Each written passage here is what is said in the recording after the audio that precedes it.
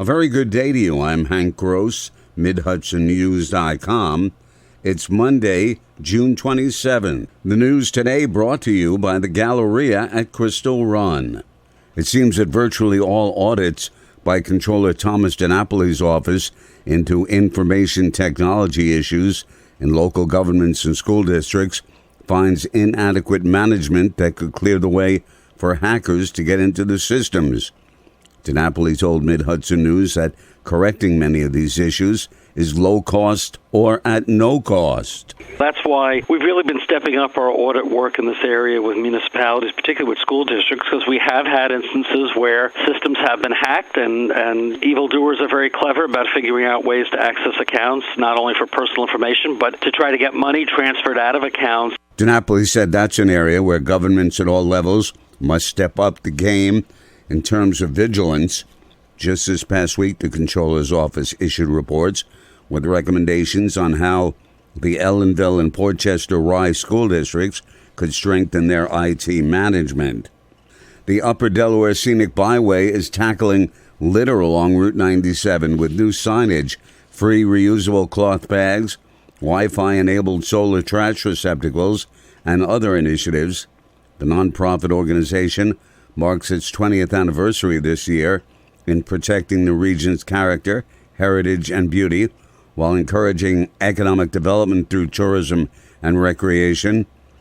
8 24-inch round signs featuring the byway's logo and reading, "Please keep our community beautiful and clean, no littering," are being installed in Port Jervis, Deer Park, Pond Eddy, Barryville, Narrowsburg, Coshecton, Callicoon, and Hancock.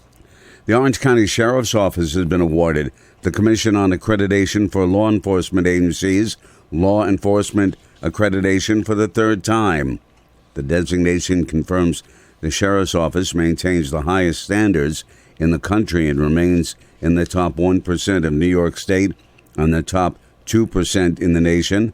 The 4-year accreditation process includes remote and in-person reviews and assessments.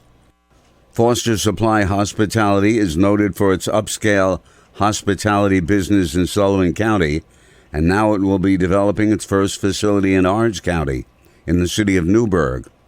Sullivan Catskills Visitors Association President Roberta Byron Lockwood is happy to see expansion of the brand.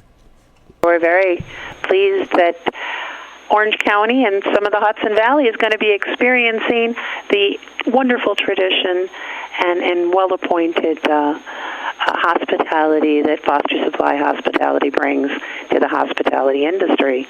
And we're very proud of them, and I'm so glad that they're going to be expanding, and it just brings more opportunity for more visitors to come and see this beautiful part of our great state.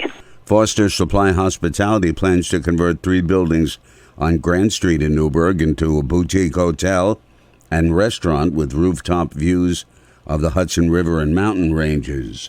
More news right after this. Find over 100 retailers allowing you to spend hours shopping safely at the Galleria at Crystal Run. Enjoy the big brands and the diverse selection of family-owned stores all in one location. The Galleria at Crystal Run offers dining options for everyone with Fuji 110 Grill, Allen's Mediterranean Grill, and Peru Cuisine. Discover the Mid-Hudson Valley's premier shopping, dining, and entertainment destination, the Galleria at Crystal Run.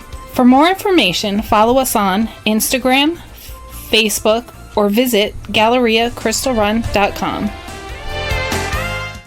As inflation continues to rise due to all-time high gas prices and the cost of goods, some Ulster County legislators would like to explore reducing or cutting the fares of the Ulster County area transit system.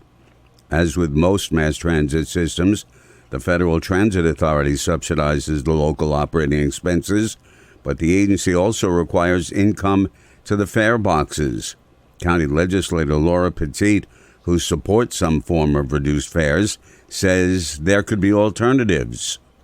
Whether it be we look at a flex program through businesses for their employees and turn that into a transit spot, or a not-for-profit donates cards, or the legislature could fund that.